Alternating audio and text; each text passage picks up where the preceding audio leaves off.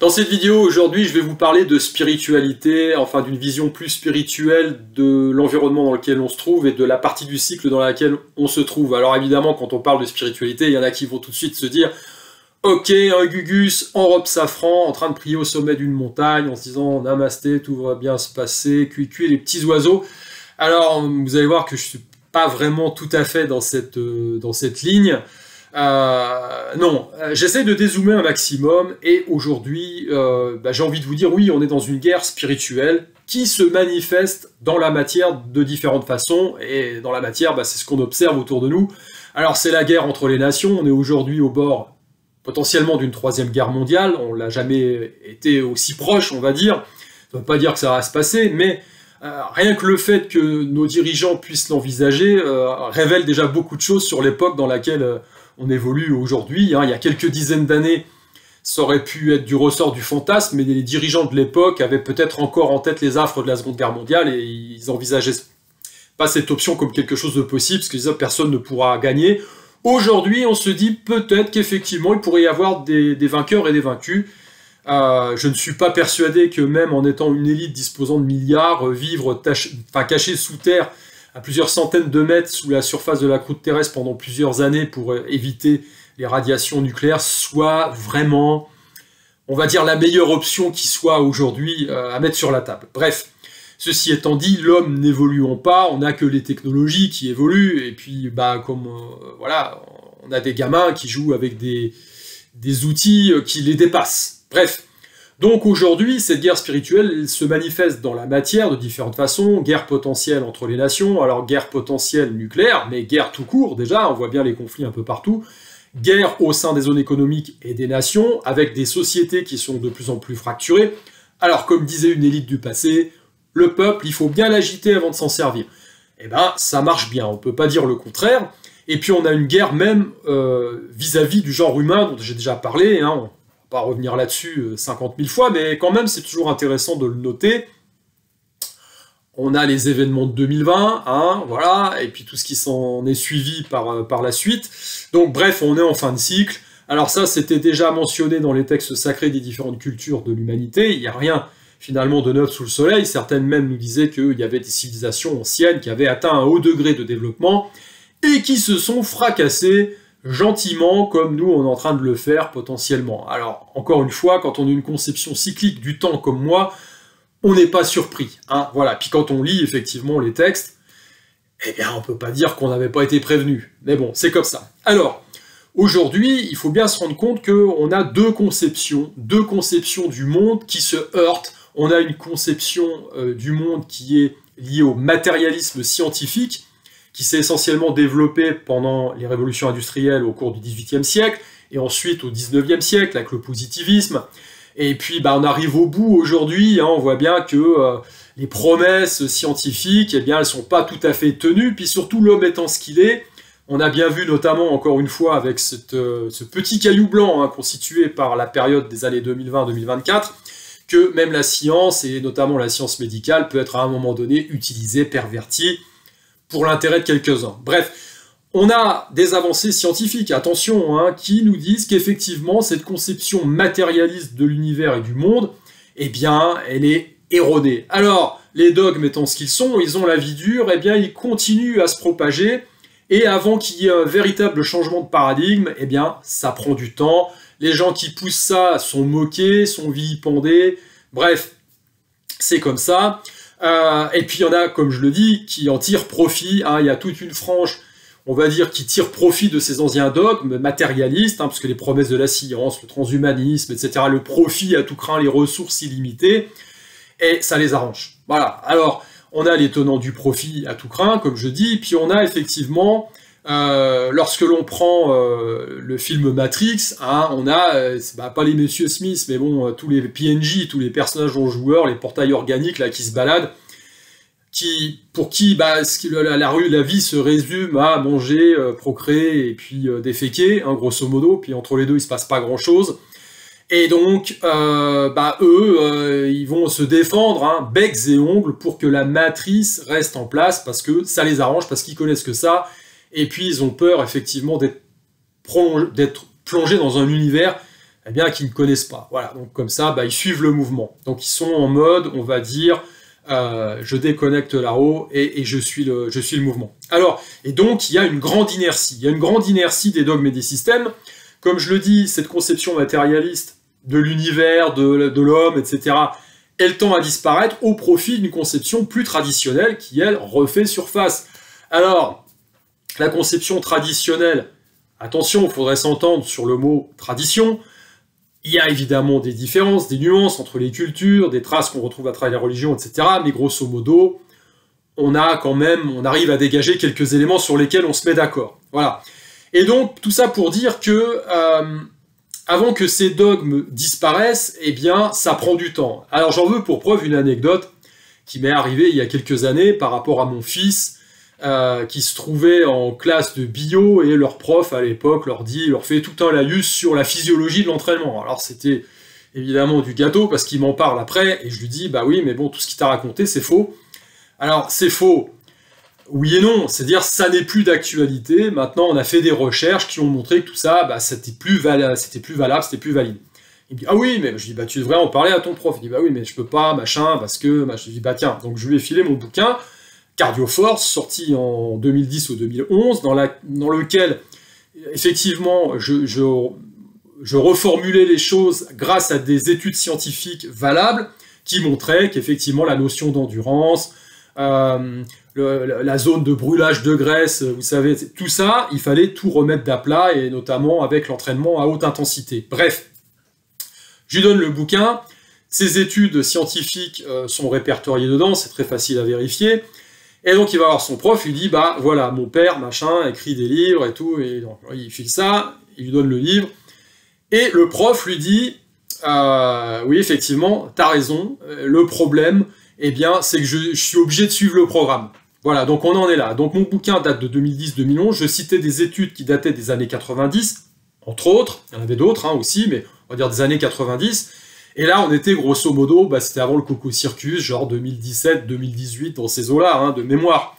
Donc vous vous rendez bien compte quand même que, et pendant ce temps-là, eh bien, l'ancienne façon de faire a continué à se répandre, avant que l'on puisse dire, effectivement, bah non, là on avait faux là-dessus, donc il faut changer notre façon de voir les choses. Tout ça pour vous dire que ça prend énormément de temps, et que cette inertie, quand elle est lancée, avant qu'elle s'arrête, eh bien, voilà, il ne faut pas s'étonner que vous ayez une masse de PNJ qui se renseignent sur les chaînes officielles du gouvernement ou sur BFM, qui vont vous recracher en boucle, notamment, comme je le dis, le discours de la propagande, parce que, évidemment, les tenants du système actuel, ça les intéresse que ça continue. Les brefs de comptoir des autres PNJ, parce que, bah, comme tout le monde répète ça, bah, c'est que ça doit être vrai, donc je le répète. Donc, l'inertie globale. Voilà, donc il faut effectivement tenir la ligne.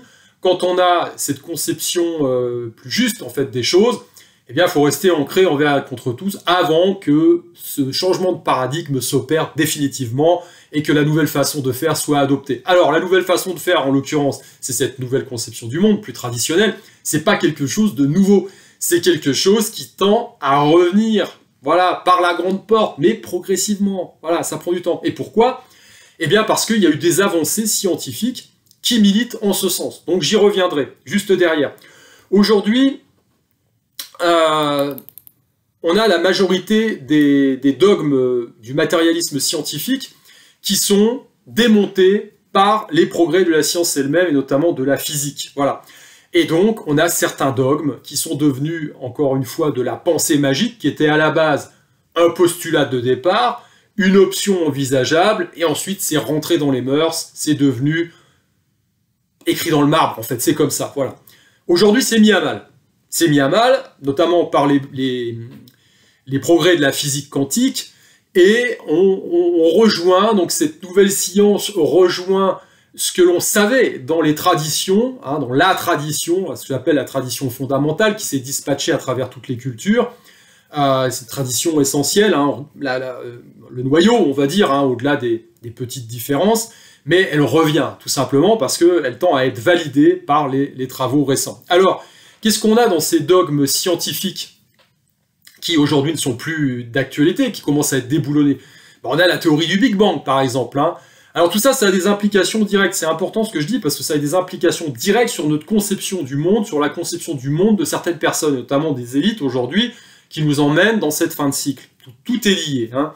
Eh bien, on a la théorie du Big Bang, c'est-à-dire un point de départ, on ne sait pas d'où ça sort, mais boum, d'un seul coup, l'énergie apparaîtrait, puis après, on aura une expansion avec la matière qui apparaît en ne provenant de rien du tout. Et puis, on a une conception linéaire du temps hein, qui se déroule comme on le connaît, nous, dans la façon dont on le perçoit, avec les journées qui se succèdent, et puis on grandit, croissance, naissance, croissance, dégénérescence. Voilà. Donc ça, par exemple, c'est mis à mal par la science moderne, par la physique quantique. Hein. On a la théorie de Darwin aussi, parce que cette histoire de hasard des mutations qui fait aboutir une cellule pour la transformer en poisson qui devient un singe ensuite et qui devient l'homme après coup et qui évoluera ensuite vers l'ordinateur 3.0, ça c'est mis à mal aussi aujourd'hui. C'est mis à mal. On sait que c'est totalement imparfait, que c'est improbable aussi. On n'a toujours pas trouvé le chaînon manquant entre le singe et l'homme. Voilà, il y a des choses qui sont remises en question aujourd'hui. Mais ces dogmes-là, qui ont été inscrits dans le marbre à un moment donné, ont été lourds de conséquences pour la suite, parce que ce dogmatisme, quelque part, a figé, eh bien, pour très longtemps, la recherche scientifique, la conception même de l'homme au sein de l'univers et de ses rapports à l'autre, et ça entraîne de lourdes conséquences. Alors, je vais m'expliquer tout simplement par rapport à ça. C'est que cette adoption d'une ligne linéaire du temps, par exemple en histoire, puisque c'est aussi ma formation à la base, aboutit à des choses très concrètes. C'est-à-dire quand vous êtes un archéologue et que vous trouvez un artefact dans une zone, dans une strate temporelle, hein, vous creusez la Terre, puis vous remontez 10 000, 20 000 ans, je ne sais pas, puis vous trouvez une trace de pas, par exemple, vous vous dites non, c'est pas censé se trouver là.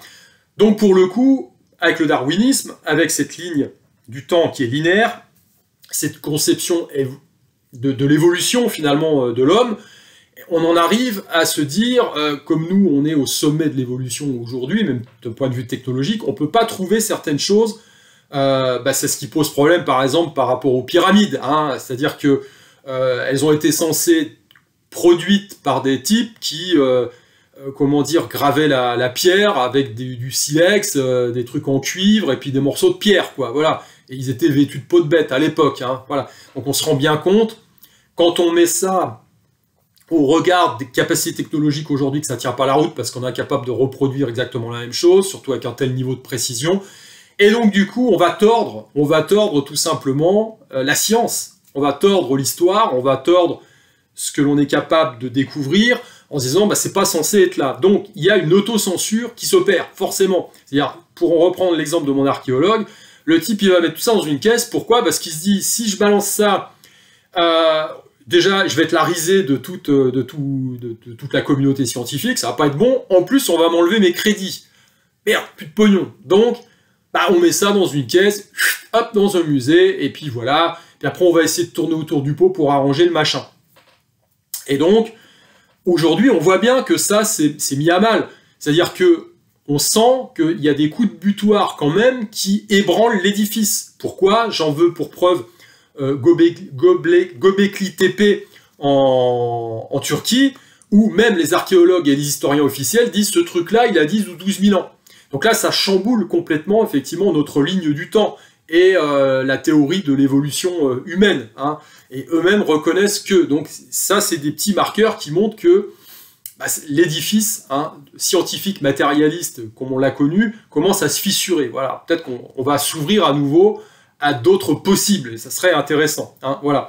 Alors, évidemment, comme je le dis, on peut repositionner le discours au niveau de la science pure et de la science médicale. Par exemple, on voit bien que c'est les lobbies aujourd'hui qui tiennent le pouvoir parce qu'il y a des intérêts économiques qui sont énormes et que ces intérêts économiques passent avant la santé des gens et leur intérêt, tout simplement. Hein. Voilà, donc c'est pour ça que la médecine, entre guillemets, alternative, qui est de la médecine naturelle, est mise à mal, mis au banc de la société. On voit notamment en France le procès de Thierry Casasnova, qui au final faisait que la promotion des jus de légumes, hein, mais on voit que ça gêne quand même beaucoup. Pourquoi? Parce qu'il y a du pognon qui est au centre de tout ça, et si on peut vous proposer une médecine alternative qui coûte rien, bah c'est un peu chiant. C'est quand même mieux de vous balancer un médoc avec tous les systèmes politico-sociétal et économique autour, avec un prix fixe, etc. Donc vous comprenez bien qu'il y a des intérêts en jeu qui sont très importants. Alors, un autre dogme aussi dont je voulais parler qui est en train de voler en éclats, c'est cette notion de conscience. Voilà. La conscience qui serait le produit du cerveau. Voilà, on est arrivé au bout du bout de toute une évolution matérialiste, une conception matérialiste de l'univers et de l'homme, et de sa place au sein de l'univers, où la conscience serait le produit du cerveau qui génère des neurotransmetteurs, machin. Mais on coupe le cerveau, bah, il n'y a plus de conscience, donc c'est terminé. Voilà, donc en fait, on nie, ça c'est lourd de conséquences, parce qu'on va nier l'identité profonde de l'être, en considérant que l'individu lambda, eh bien, c'est juste une page blanche, une sorte de machine biologique, une sorte d'ordinateur qui suffit de programmer. Alors on voit bien les conséquences qui découlent de ce type de conception, parce qu'on aboutit au wokisme, par exemple, on aboutit avec la science sociale et psychologique, à faire de l'ingénierie sociale, donc on va manipuler les gens, on sait que le cerveau fonctionne comme ça, et puis on va nier leur identité profonde, parce que derrière il y a le transhumanisme. Qu'est-ce qui fait que vous êtes un homme, alors qu'à un moment donné, vous fusionnerez avec la machine, avec vos implants, pour commander votre ordinateur quantique, etc. Et d'un point de vue juridique, on vous niera effectivement cette autonomie, parce que qu'est-ce qui vient de vous, de la machine? Vous voyez, ça pose de graves problèmes éthiques. Donc on voit bien le danger de cette conception jusqu'au boutiste, hein, et au bout de cette logique matérialiste des choses. Voilà. Alors en fait, on peut continuer la démonstration, hein, même dans le fonctionnement du corps humain, on va avoir une conception mécaniste de la chose. Hein. Quand vous avez déjà vu ces magnifiques planches d'anatomie, alors c'est sympa, ça représente bien un peu une partie du fonctionnement du corps humain, mais ça induit en erreur quelque part, parce qu'on va considérer que les muscles que l'on voit, c'est un peu comme des vérins hydrauliques qui font fonctionner. Alors les muscles, les leviers osseux, et les vérins hydrauliques, on va dire des bras d'acier tout simplement. Mais là, quand on va dans cette logique-là, on va vers le côté Boston Dynamics, hein, c'est-à-dire que l'homme est un robot finalement, un robot biologique. Alors ça, c'est le problème de cette conception qui est poussée au bout, mais en plus, c'est faux. C'est faux. Pourquoi? Parce que depuis, on va dire, la connaissance des fascias, moi j'ai étudié ça dans les années 90, j'ai fait des stages là-dessus, eh bien, il faut revoir cette conception du fonctionnement mécaniste, on va dire, du squelette et des muscles en interaction.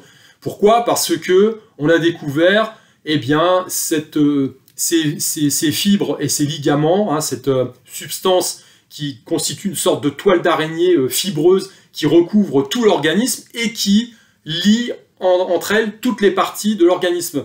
C'est-à-dire que ces fascias vont enrober les muscles, ils vont enrober les os, ils vont enrober les organes, ils vont enrober les veines, et tout communique ensemble, ce qui explique, alors ça fait effectivement, ça crée une unité fonctionnelle, c'est ce qui fait que l'on a la capacité de se mouvoir comme un danseur, par exemple avec fluidité. Un robot ne pourrait pas faire ça, c'est à cause de ces fascias, et c'est ce qui connecte toutes les parties du corps entre elles, et ce qui explique que parfois, eh bien, selon certaines disciplines, pour soigner l'individu, vous allez travailler au niveau des cervicales, alors que vous avez mal au genou, par exemple. Ça s'explique tout à fait par rapport à ça. Il faut imaginer une toile d'araignée qui part de la base du crâne et qui se répand partout dans le corps.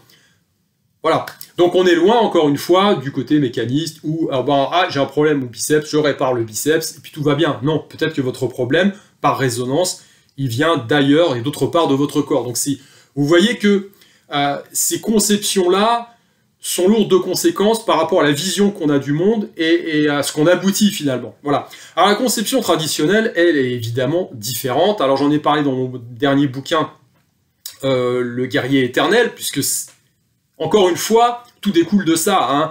Évidemment, comme je le dis, il y a des nuances entre les cultures, etc. Mais on a une façon différente d'aborder la chose. L'homme, finalement, est une conscience incarnée. Alors ça, c'est intéressant parce que les progrès de la physique quantique montrent finalement, il y a certains scientifiques qui l'expliquent d'une autre façon, ils vont dire, eh bien écoutez, la matière, c'est de l'énergie et des vibrations, et on ne perçoit cette matière qu'à travers nos sens, donc finalement, la matière est le produit de la conscience. J'espère que tout le monde me suit. Hein. C'est-à-dire, si vous vous coupez de vos sens, vous n'avez plus de perception finalement du monde qui vous entoure. Donc finalement, quand on en revient à ce que disaient les textes anciens, et notamment les textes ésotériques, que ce soit en Chine ou en Occident, eh bien l'univers est mental, c'est-à-dire tout part de la tête. Hein. Donc ça c'est intéressant, parce que finalement, cette physique moderne, eh bien elle met à mal, elle remet en question la conception même de ce qu'est la matière, elle remet en question la notion de temps et d'espace également. Pour revenir, finalement, elle fait le pont avec la conception traditionnelle qui a laissé des traces dans toutes les cultures, et notamment ésotériques. Pourquoi? Parce que c'est des connaissances qui n'étaient pas forcément mises en avant auprès de monsieur ou madame tout le monde. Alors, certainement en Occident, ça c'est sûr, moins en Chine, moins en Chine, en Orient, j'ai envie de dire, parce que moins en Chine ou au Japon, c'était plus ouvert et c'était plus accessible, on va dire, de par la conception même de la culture, hein, parce que c'est passé à travers la religion. Mais si vous voulez, on trouve le pendant de l'alchimie en Occident, on le retrouve dans l'alchimie interne en Orient. C'est la même chose, sauf qu'en Orient, bah, c'est moins caché, on va dire, qu'en Occident, où c'était réservé qu'à une certaine élite. Bref. Alors en réalité, ce qu'il faut voir, c'est qu'on a un certain nombre de lois spirituelles et naturelles qui gouverne l'univers, qui gouverne l'homme, et que l'on doit respecter. Alors, c'est pas les lois de la société névrosée du moment, ou on va dire de la culture dans laquelle vous évoluez, ça n'a rien à voir, parce que les lois sont mouvantes, hein, bien évidemment. Non, moi je parle de lois spirituelles qui, aujourd'hui, nous permettraient, si elles étaient respectées, eh bien, de vivre beaucoup plus en harmonie, on en aurait besoin, hein, plutôt que d'être dans un contexte de fragmentation totale. Alors peut-être qu'on reviendra à ça, hein, ça serait le nouvel âge d'or, et ça serait une bonne chose. Donc ces lois spirituelles, quelles sont-elles? Eh bien, c'est intéressant parce que c'est à l'image du corps humain.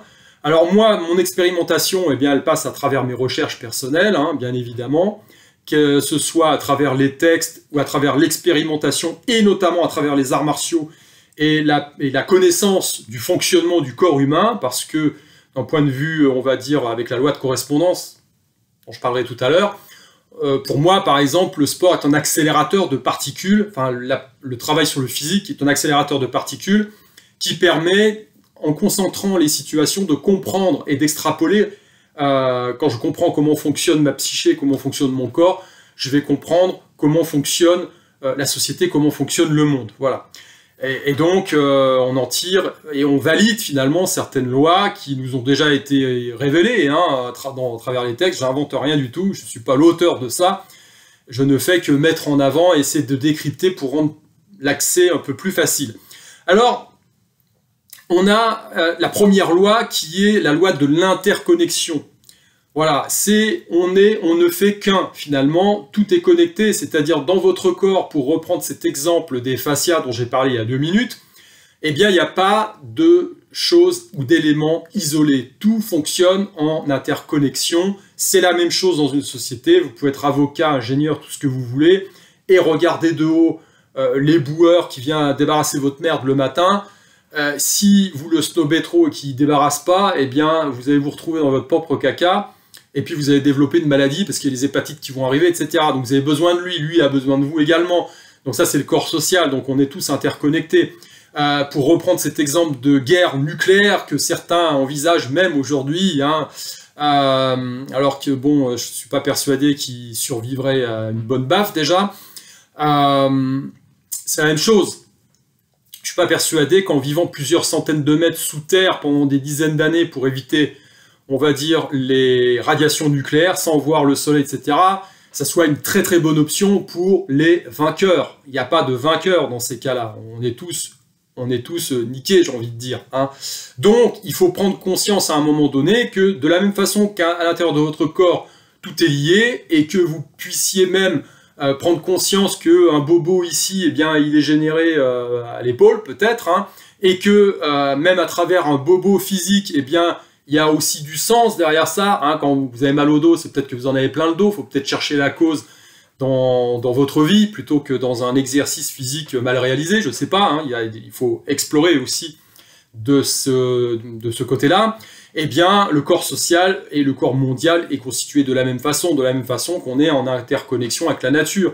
Les Indiens d'Amérique avaient bien compris ça, en disant, bah, le jour où il y aura plus, on va dire, de poissons dans l'eau ou de gibier à chasser, c'est pas les dollars que vous allez manger. Donc, voilà, ça, prendre conscience de cette première loi et tenter de la respecter, c'est la première des choses. Ensuite, il y a une autre loi qui parle de la vibration. C'est-à-dire, comme je l'ai rappelé tout à l'heure avec la physique quantique, tout est vibration. Dans la matière c'est de la vibration, donc des fréquences, tout simplement, et des particules, donc des particules d'énergie. Le corps humain fonctionne de la même façon. Dans la tradition, on va dire, ésotérique chinoise, enfin orientale, on travaille sur l'énergie interne. On a bien compris que le corps était alimenté par de la bioélectricité. Voilà, donc de l'énergie. Hein. Même les pensées aujourd'hui sont considérées comme produisant bien évidemment des vibrations et ayant une charge qui permettent d'agir sur la matière d'une certaine façon. Hein. Il faut se référer aux travaux de la médecine quantique, ça depuis très longtemps on le sait à travers les ésotériques, mais aujourd'hui c'est validé par la physique quantique, hein, qui remet à mal, encore une fois, cette vision matérialiste de l'univers. Donc, encore une fois, c'est des concepts qui étaient connus et qui sont connus depuis très longtemps. Ensuite, on a la loi de la correspondance, finalement, hein, comme on dit dans le Kybalion, ce qui est en haut est comme ce qui est en bas. Alors ça fait introduire, évidemment, ce rapport qu'il peut y avoir entre le microcosme et le macrocosme. Hein. C'est pour ça que, par exemple, l'astrologie, eh bien, alors je parle pas de l'astrologie de Madame Michu et puis on va dire, de l'horoscope du matin, attention, il va faire froid, il va vous arriver un truc, mais on reconnaît quand même qu'on a une influence, en dézoomant encore une fois un maximum, par rapport au cycle planétaire et au cycle qui se déroule sur Terre. On ne peut pas nier le contraire. Hein. Aujourd'hui, il caille, on rentre en hiver, on voit bien que le cycle d'influence du mouvement des planètes a une incidence directe sur nous. Quand il y a la pleine lune, c'est la même chose. Il y a les marées, c'est clair, mais vous discutez avec des gens qui travaillent avec des enfants, ils vont vous dire aujourd'hui la classe est très énervée ou est très calme, enfin il se passe un truc. Dans le milieu médical, c'est la même chose, vous discutez avec des soignants, ils vont dire oula, c'est la pleine lune aujourd'hui, ils sont chiants. Voilà, donc il y a une influence, il y a une interréciprocité qui s'opère. Le microcosme, le macrocosme, l'effet miroir, et ensuite cette notion de, comment dire, fractal que l'on connaît en bourse, sur les marchés financiers, sur les marchés financiers, pardon, on a cette notion de psychologie des foules qui fait que, eh bien, intéressez-vous par exemple tout simplement à l'analyse technique. Oui, c'est l'analyse technique comparée en contradiction avec l'analyse fondamentale. Donc l'analyse fondamentale, ça va être les métriques financières d'une entreprise, son chiffre d'affaires, etc.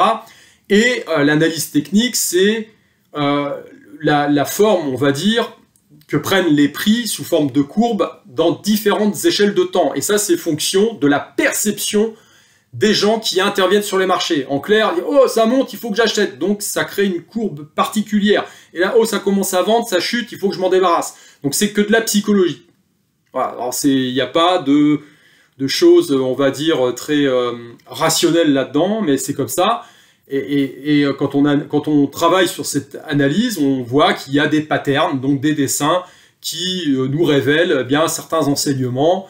Par exemple, un crack économique, ça prend une certaine forme avec ce fameux dead-cat bounce, ça descend, les gens ont un peu d'espoir, puis après ça chute complètement. Donc on a des patterns qui sont transposables, bien évidemment, de façon fractale à différentes unités de temps, tout simplement. Et c'est pour ça que lorsque l'on observe la chose à une unité de temps très importante, une échelle de temps très importante, eh bien la courbe a d'autant plus de force.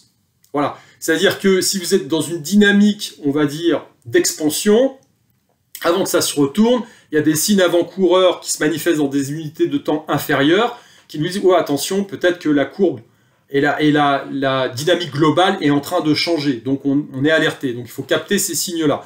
Donc, c'est utilisé dans la finance. Voilà. Cette loi est utilisée dans la finance. C'est des lois qui sont transposables. Encore une fois, réciprocité, et puis le côté fractal des choses. Ensuite, on a la loi de l'action. Alors, c'est là où on se distingue un petit peu de la spiritualité New Age, hein, où les mecs sont là, et puis ils attendent que ça se passe en changeant de couleur.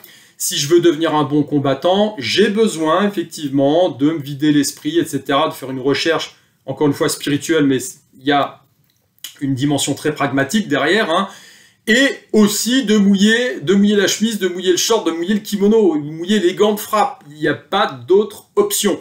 Il faut se coller à la matière. Donc là, on a effectivement un petit point de désaccord avec des gens qui vont être dans l'attente, et puis qui vont laisser faire, et puis qui sont dans la non-violence, dans le pacifisme, machin. Non, il y a un moment donné, et dans la conception traditionnelle, comme je l'ai rappelé dans le guerrier éternel, on a un devoir d'action massive sur la matière. Voilà, si on veut changer les choses, l'univers est mental, ça démarre effectivement à l'intérieur de nous, mais ça doit se projeter à l'extérieur dans la matière pour pouvoir infléchir les choses. Donc ça, c'est une loi importante qu'il ne faut pas oublier.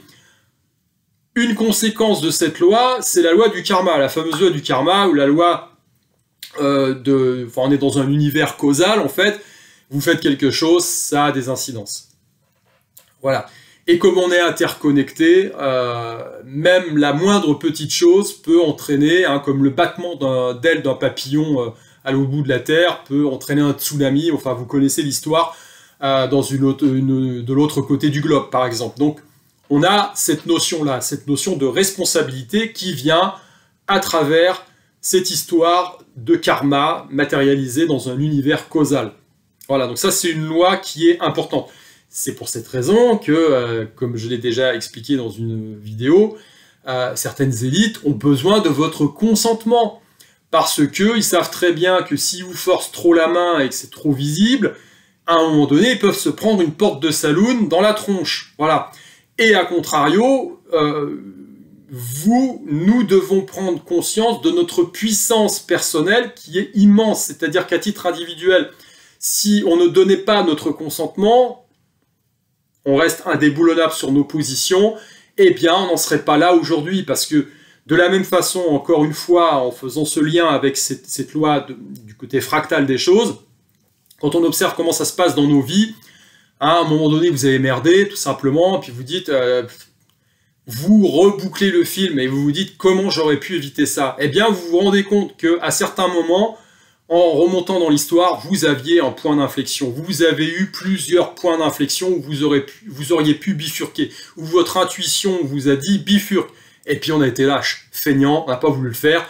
Et de cause en conséquence, on arrive à... on se prend le mur, voilà, tout simplement. Donc ce qui est valable dans la vie des individus, c'est valable aussi au sein d'une société, et qu'aujourd'hui, ce que l'on vit, c'est le produit de tous les choix ou des non-choix qu'on a fait, parce que si on ne veut pas choisir à un moment donné, ne pas vouloir choisir, c'est déjà choisir, hein, ou laisser le choix à quelqu'un d'autre de vous entraîner dans la direction que lui a choisie. Donc on a une part de responsabilité. Donc ça, c'est la loi du karma. Alors évidemment, avec cette loi du karma, comme je l'ai dit à l'instant, on a ce qui est connu comme la fameuse loi de l'attraction. Mais en fait, ça va un petit peu plus loin que ça. C'est que grosso modo, dans le langage populaire, on dit « on récolte ce que l'on sème ». Eh bien, on est directement en relation avec cette loi du karma et cette loi de causalité. Donc, si vous projetez de la merde, il y a de fortes chances que vous en receviez en retour. Hein. Ou alors, il faut être quand même très très habile, justement, pour manipuler les gens, obtenir leur consentement. Il ne faut pas qu'ils se réveillent, il ne faut pas qu'ils s'en aperçoivent à un moment donné, parce que le retour peut être d'autant plus violent, hein, et proportionnel. Alors ensuite, on a une autre loi qui dit que tout est mouvement, finalement. Hein. Dans le Tao Te Ching, on va dire que la vie, le mouvement, c'est la vie.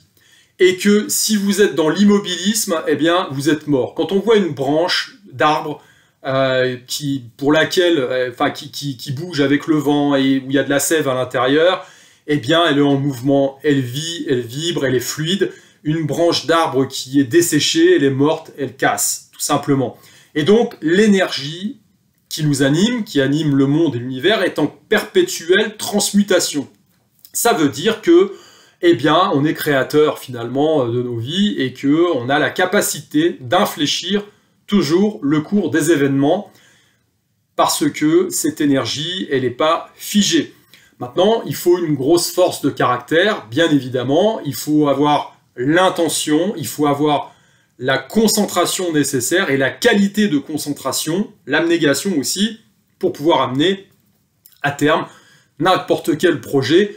On peut l'observer à travers nos propres réalisations, nos petites réalisations à l'échelle de nos vies individuelles.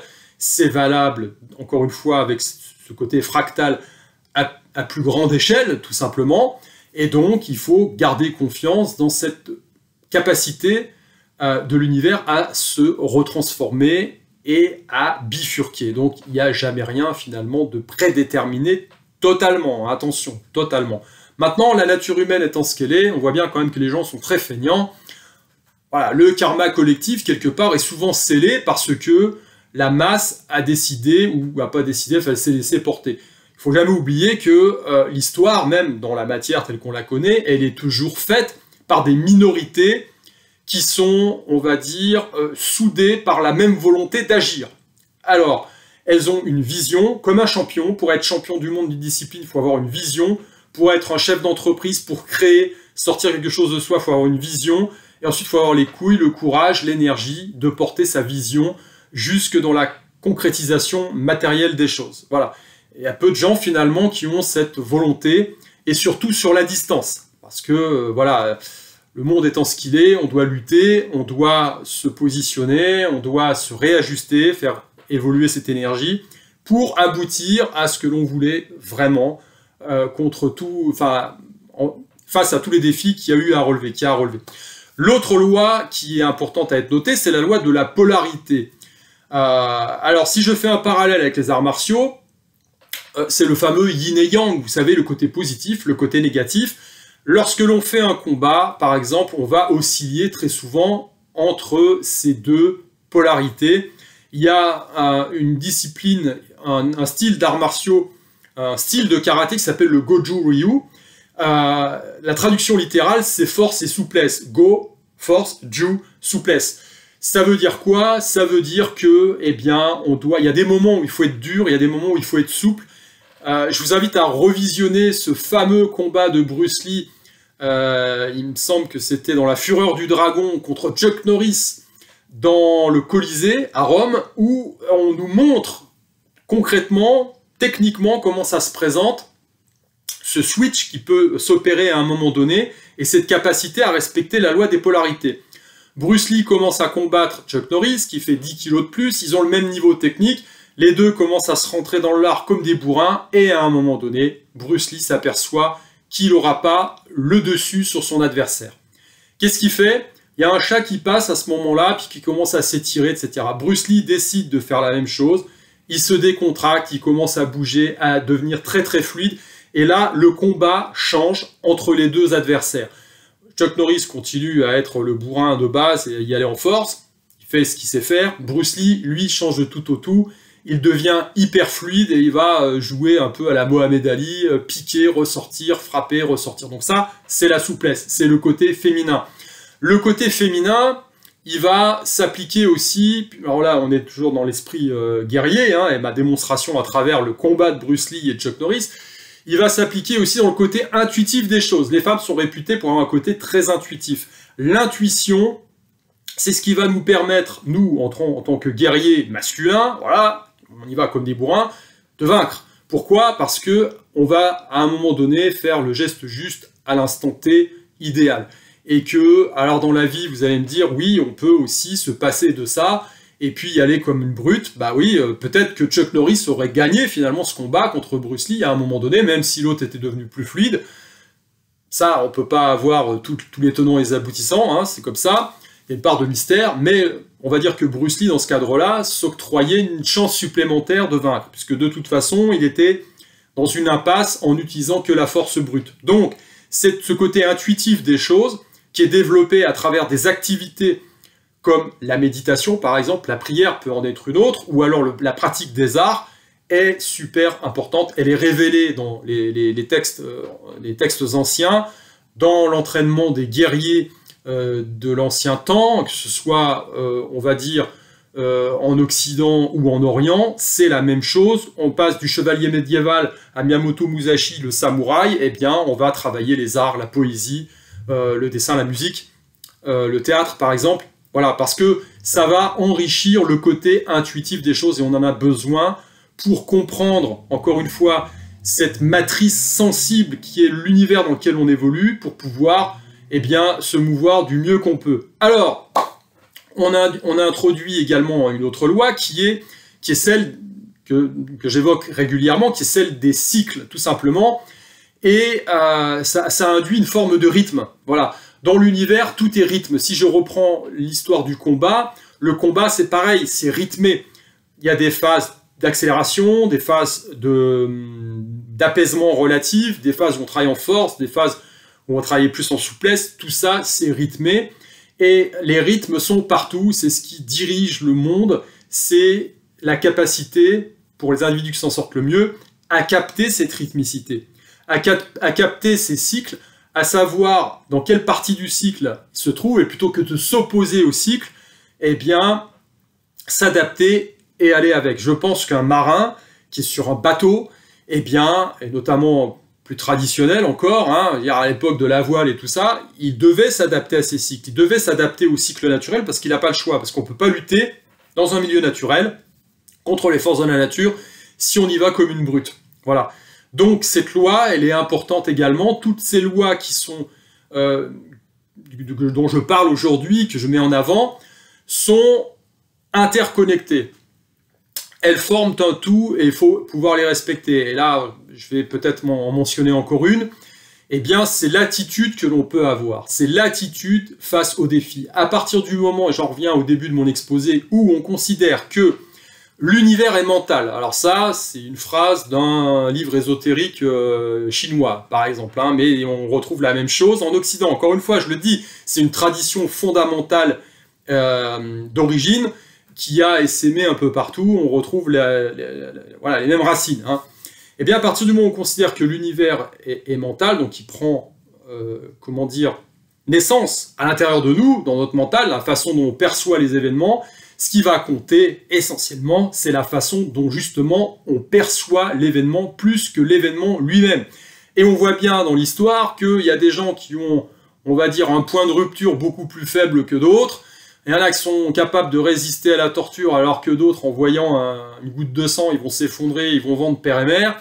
On n'est pas tous équipés de la même façon, mais si on prend conscience à un moment donné que on a la capacité finalement de se créer un monde et de percevoir le monde tel que nous, on veut le percevoir, eh bien, ça nous donne effectivement une grande force intérieure, une grande force pour nous-mêmes et sur nous-mêmes, et par voie de conséquence et d'extension, sur la matière, puisque, je le rappelle, la matière n'est que vibration et énergie.